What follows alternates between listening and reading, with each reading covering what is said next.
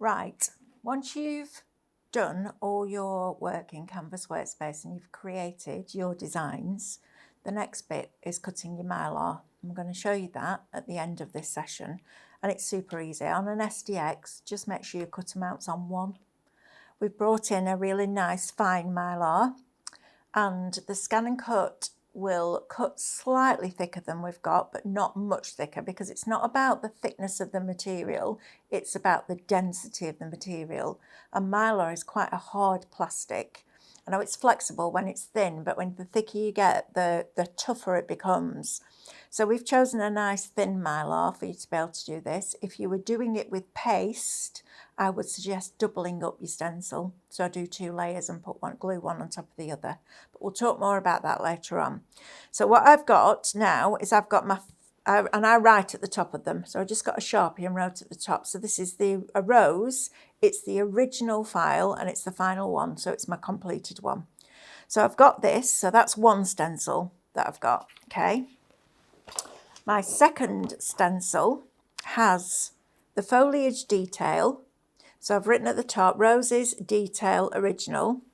It needs to be facing up this way. So I've put an arrow going up and foliage there. So write on your Mylar, make it really, really easy for yourself.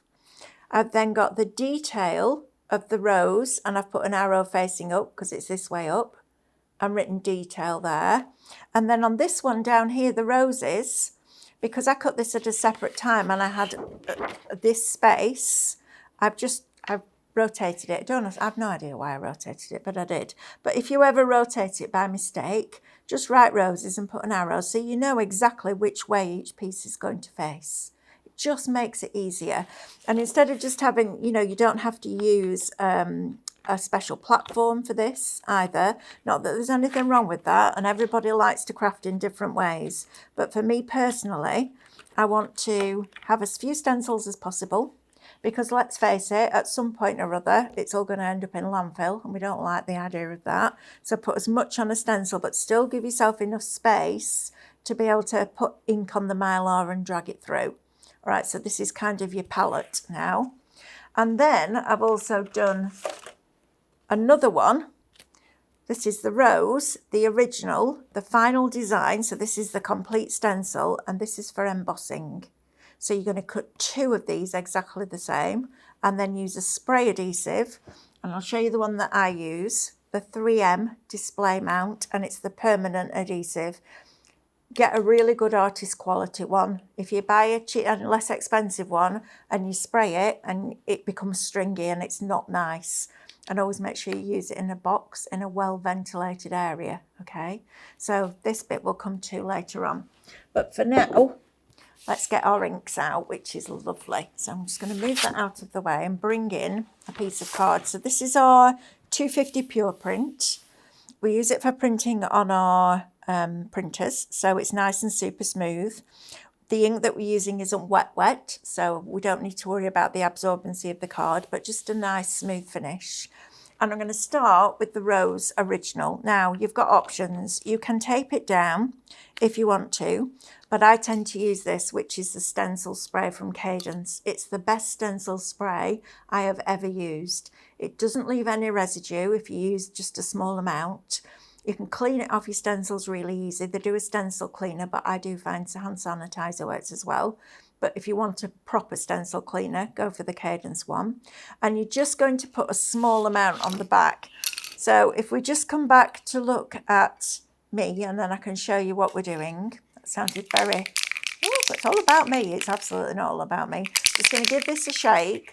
And Andrew, if you can just take the camera back to the front view. This is what I'm going to do. I'm going to hold it up like this, and we're just going to go 1, 2, 3. That's all you need. Don't do this and press it down. You don't need any more than that. And then just leave it for a couple of seconds to just start to go a little bit tacky. And what that will do is give you all this intricate line, all these intricate lines here. It'll make sure that they're completely flat to your card. So you're then going to do that. I then just take a piece of spare card and just give it a really good press down like that. So we know if you are using them with paint, it's not going to go underneath.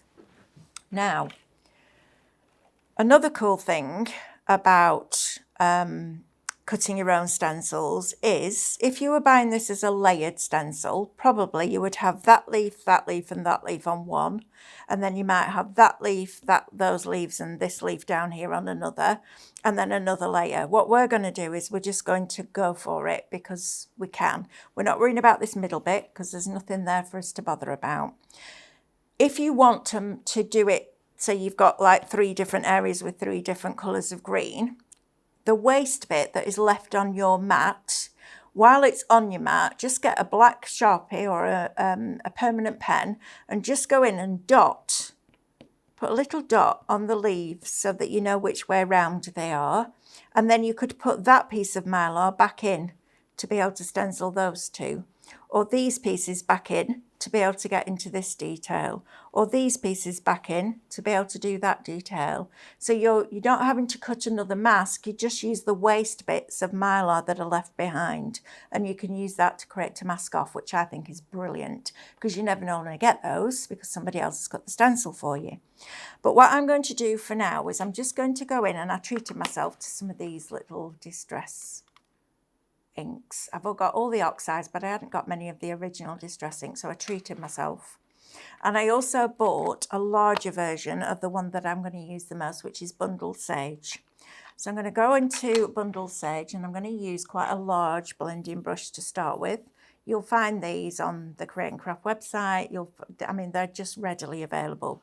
So I'm just going to pick up some of this ink, and I'm going to go over the whole thing first of all, because this is a nice light green. So I'm just going to lay this down and just go in, and I'm not worrying about getting complete coverage. I'm just going in and laying down a base layer. Now, the other thing I would say is stencil, brush one way and then go back and brush the other way. Because you've got a ridge created by your stencil, you want to get into all the little areas. So if you do it that way, it's going to tend to miss this side. If you do it this way, it'll tend to miss this side. So just make sure that you go different directions when you're going in with your ink. And this isn't something that you're going to do in 10 minutes. This is what's one of those processes in the craft industry where you sit and you have a cup of tea or a glass of wine or whatever it is, and you sit there and you just take a breath and you nice and quietly just go into your own little zone and you start to add the colour into this. And I love that. I love the fact that it's really mindful. You can switch off. The process of just adding ink and building up that colour is fun. And yeah, it just is a really good thing to do, I think. I love it. If you're getting little areas where you can't get in with a bigger brush, go to a smaller brush. And again, you'll find these readily available. And just go in and add that little bit of detail in there. When you cut your Mylar, some of it will be super, super, super fine. And you'll think, well, that's never going to get anything through it. It does. It's all about how you use your brushes and which brush you use. And it's not like these are like £25 for 2. You know, they're really inexpensive. I just treated myself. Instead of going out for dinner one night, I made my dinner. And I used the money that I would have spent to buy myself some blending brushes. So I'm sure most of you will have something like this at home. You can use a sponge if you want to, but getting into that detail I find easier with a brush. Right, so I've got my base layer down now, okay? And I've used Bundled Sage for that one. You could also use Shabby Shutters. That's another good one. That will give you an even lighter base. So I'm going to go in next with Peeled Paint. So I'm going to start categorizing which of these I'm going to do at the same time. And I'm going to use a smaller brush this time. So the one that I've just used, this is a flat one. And you can wash these, just warm soapy water, or just run it under the tap and then leave them to air dry. And they do come back really quite well. So I'm going to pick up a slightly darker colour now, and I'm just going to start to go in. And I'm using small circular movements like this. And then I'm just going to come in here. And what I love about distress inks is you can really work them. Okay, so you can really get to grips with them. They don't dry so fast that you can't. And they're also not a pigment based, they're water based, which means that they do dry quite quickly. And it also means that you're not smudging as you're going along. So all I'm doing is kind of going around one edge, so where the light's hitting it, I'm going on the opposite side and just adding a little bit of depth and dimension into there. And then I'm going to do these three. So I'm going to go in here. And if I was sitting at home doing this, I'd be working much slower. So I'll be just doing this and going in and really making that ink do its job and not worrying about, have I got a line here? Because we can go over that at the end. I don't want anyone to worry about putting colour down because you're just using the colours that we're already used to. You know, I'm sure most of us have got inks of some kind that you can use. I wouldn't use something like Stays On because it will dry too quickly and it doesn't blend very well. But, you know, you use what you find works for you. Okay, so I've got my kind of design triangle going on there with those three colours. So I'm going to stick with that and I'm going to come in with Forest Moss. And then I'm going to pick up a smaller blending brush again. So just a little one here. And I'm just going to go in, I'm going to work on the edge. Now I'm going to use my Mylar as a little palette because I don't want too much dark in. So I'm starting off on my actual Mylar itself. And then I'm picking up a little bit of ink and I'm being patient with it. I'm not just kind of dabbing it on. I'm just going in small areas and just building up that colour. Okay. And if it looks a little bit patchy, don't worry about that yet. We're going to go back over at the end, so don't worry about that. I'm going to come in here and I'm just going to start to add a little bit more dark into here. Okay. And we're just going to bring this round. And if you haven't got lots of greens, use a grey, a warm grey or a brown to add the different, you know, the depths in. But I think, you know, sometimes when it's your hobby, and your hobby is, you know, the bit that you do when you're not working, it's the relaxing bit of life, or it's supposed to be the relaxing bit of life. Just treat yourself if you can, you know. Life's too short to worry about. You can't take it with you, can you? So I've got those two leaves done, and I'm also going to go in and do these at the same time. So I like to be able to hold my stencil brush like a pen and just work my way around. It feels familiar, even though it's got bristles instead of a nib. But it's fine, I can, you know, I'm all right with that. So I've got those three in there, and you can see there's quite a gap between those colours. So I'm just going back in with my medium-sized brush, and I'm just using that ink to blend it in, and then I'm going to work right into this area, and I'm going to start dabbing. And I'm going to go right up to the edges of that stencil. So first of all, we're going to brush it on, and we're going to get that colour laid down, and then we're going to blend back with our middle colour brush, so just soften that, and then if you need to, just go in and just dab, and that will get right into those edges. Okay, so again, just that little bit there, bringing that round, using that Mylar as your palette, and bringing this in, and doing this, and then softening it with that mid colour brush, and then just going in and dabbing if you need to. It depends how detailed you want it, and I am a stickler for detail. I like it to look realistic. Do you know what I mean? Rather than, I want to say, a little bit clip arty. And I'm not saying that anybody's stencils are like that, so please don't think that I am, but I like the realistic look, even though it's a stencil. Now then, I need to remember which lid goes on which one. So that's the lighter one. So that is peeled paint, and this is Forest Moss. Right, so I've done those three now. So I've got those kind of in situ. So I'm then going to bring in two more colours. I'm going to bring in Mowed Lawn, and I'm going to bring in Rustic Wilderness. So two more. This is a very yellowy green. This is kind of more of a Christmas green, if you like. I'm sticking with the same base because I'm not worried about using a different base. And I'm actually also going to stick with the same brushes. Okay, so just get off any excess, which there isn't a lot. These brushes are really cool. And I'm going to go in and pick up some of Mowed Lawn. So let's go in and do this layer here. So you'll see you'll get a different green now. So I'm going to take this, I'm going to work up the centre of the stem like this and just add that colour in. And then I'm just going to start to go in and just add a little bit more detail. So I'm coming in and going around the edge of some of the little petals And it doesn't really matter, to be honest, where you go. You can actually go around in a circle like this and make that circle a little bit wider so it just hits the edges all the way around of those individual petals. And I find this really therapeutic. It's not as intense as colouring in. You know, you don't have to concentrate as much as you do when you're colouring in. You don't need to stick your tongue out while you're doing it. Although if it helps, you can. So I'm going to do that one, and then I'm going to come down and do these leaves here. So I'm going to come in here and just bring in that other colour and just nice swirl. I find this is a nice way to do it. Kind of softens it out, and then go in and do this bit here. Okay, and if you get a line, just keep going in and working that ink. And then I might as well do this bit while I'm here. So I'm putting the stem in first, and then I'm going to go round and just hit the sides of that leaf. Can you see there? I've just hit the sides. And then if I feel it needs a little bit more, I can go back in. Then we'll do this leaf the same. So going round and use the excess ink that's left on your mylar. Okay, so we're going to use that. And then we'll do this one. Like that. And then I want another one over here, so I'll go ahead and do this leaf here. Okay, so we'll come in with this. And you can mix different types of inks as well if you wanted to.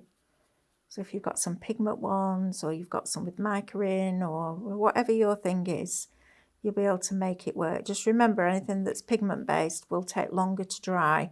So you're at risk of smudging it a little bit, but as long as you're aware of it, it's not a problem. Right, I'm going to get rid of any of that excess ink that was left on my little blending brush. And I'm now going to go back in with Rustic Wilderness.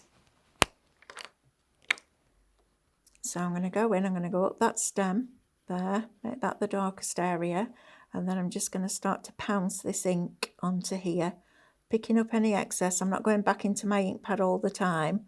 I'm using what's left on my mat just to pull it in and make it a little bit more concentrated in certain areas.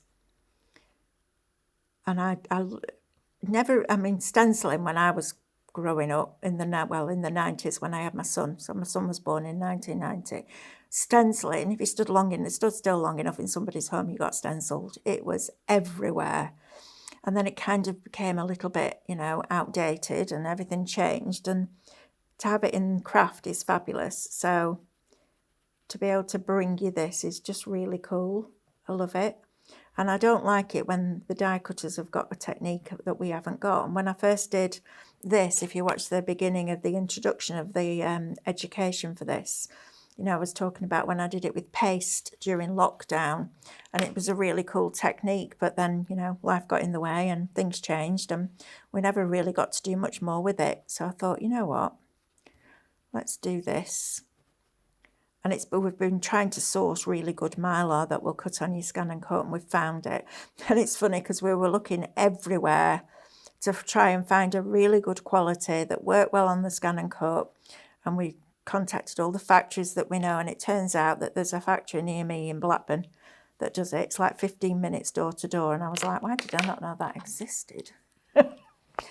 So we went all the way around the houses and found one that was quite local to me, which was interesting.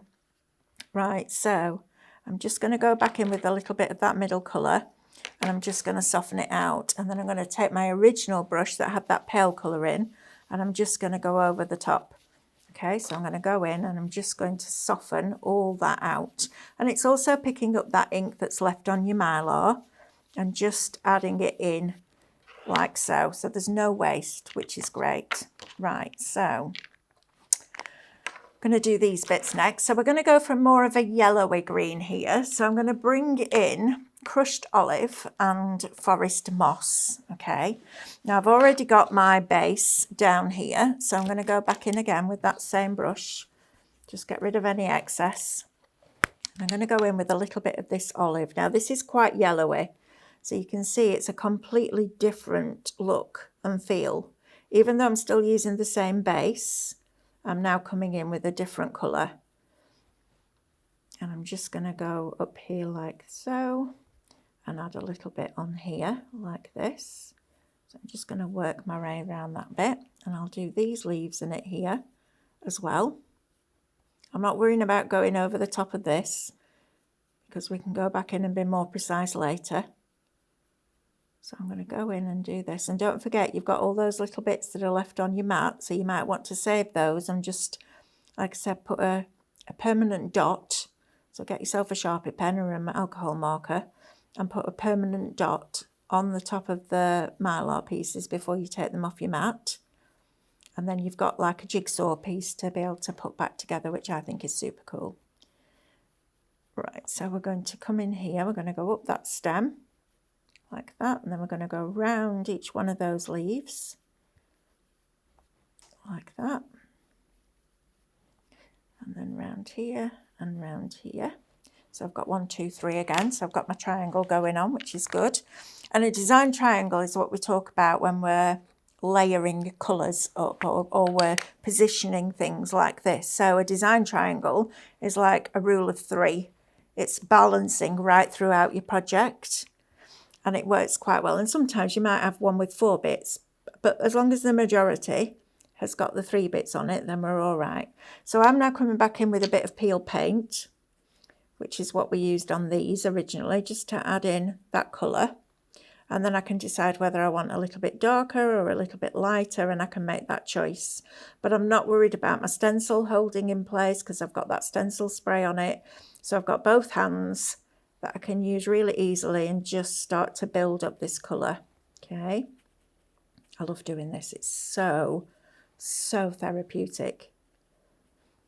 And once you've done one, you could actually scan it in and photocopy it if you wanted to. So if you make to sell, you could do the original, have the original on display on your craft stall so they can see, or even sit on your craft stall and demonstrate, because that will bring a crowd in.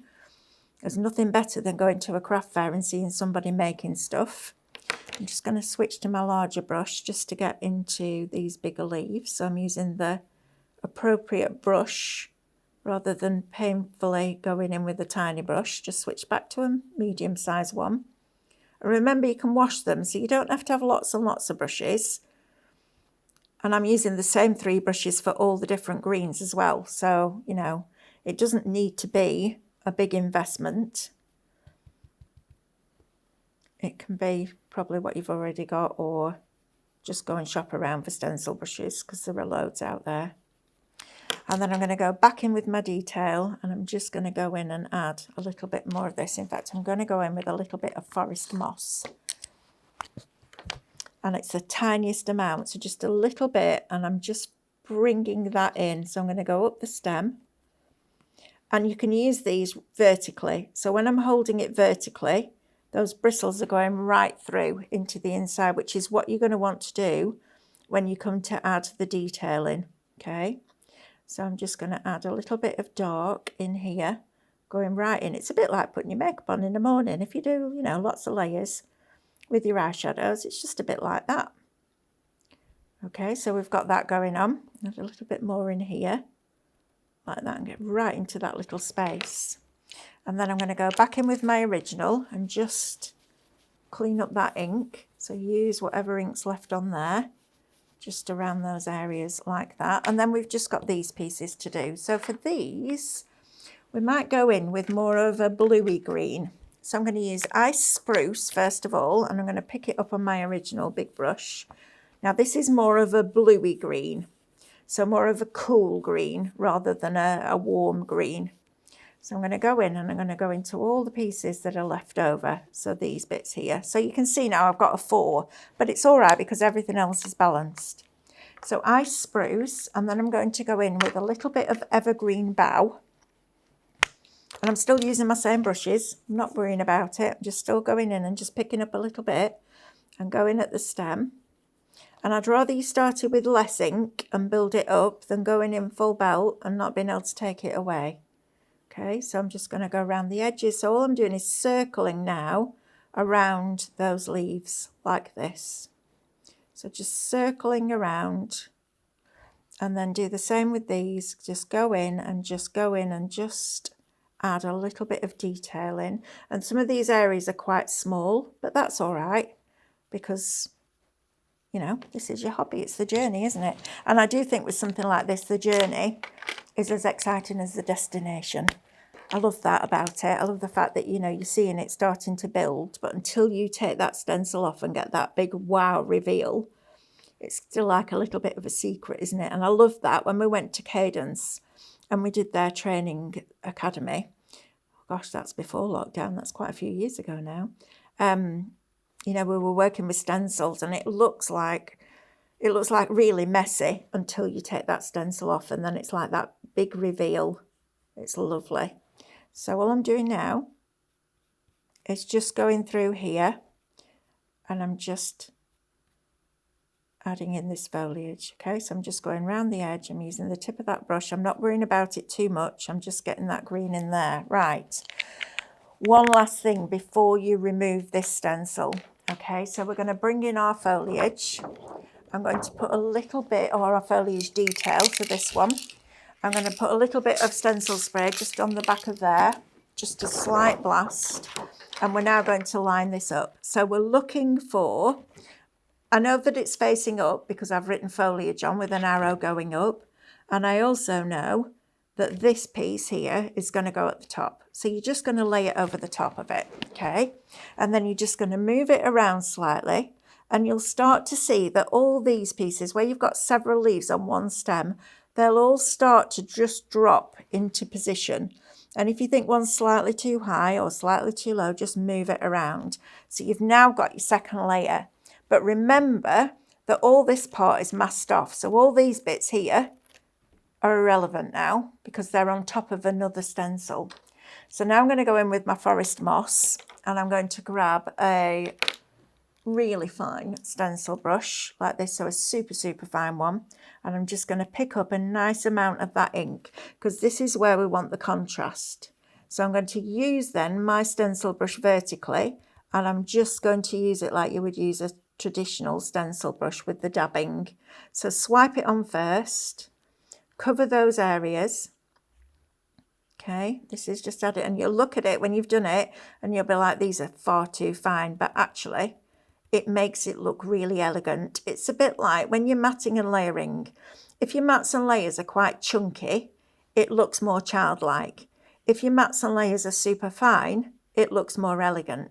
Well, to me, it's the same with this. You know, if you've got big, thick layers, it's going to look more childlike, more naive, I guess, in its form. If you do that little extra bit and go super fine, even though it looks like you won't get much through them, you will. And then just work that ink in, you'll get a fabulous result. Okay, so just even when you're looking at it and thinking, yeah, that's not going through, it is. You just have to trust that process. And you know what? If it doesn't go right first time, you can put your stencil back in place. So it's not difficult at all. And then I'm going to go into here, and I'm running right down that little slit that's in there, and I'm doing the same with this, pushing that ink right into there, working with my tool vertically like so, and I'm just going to use the same colour right across all of them. Okay, so we're just going to use that darker green. You could use a grey, you could use a brown. It's entirely up to you. You could even put a red over the top, which will give you a brown if you mix red and green. So if you're into your colour mixing and you know what works with what, that's perfect for this too. But I just like to treat myself every now and again to a collection of inks, or, you know, something a little bit different. And I love that. And it is my hobby. I know it's my job, but when people say to me, what do you do on your day off? I'm like, well, first of all, I don't have many days off because we're always busy. But secondly, if I do, I love just going in my craft room and I just do stuff like this. Or I'd stamp out an image that I hadn't coloured for a while and just have a play at colouring in. And, you know, just being that creative outlet, I think, is really important. But it also needs to be mindful too, because, you know, your hobby is supposed to be where you relax and switch off from all the rubbish that's going on in the world. And just relax and enjoy that journey. Right, so we're not far off now with this detail. And we're going to go in really, really, really fine. And I'm scrubbing now. I'm scrubbing that ink through there. And I'm making it work, okay? I'm getting right in there, and then in there. Right, so before we take that off, I'm going to go back in with that brush that I started with, and I'm going to push all that excess ink into here.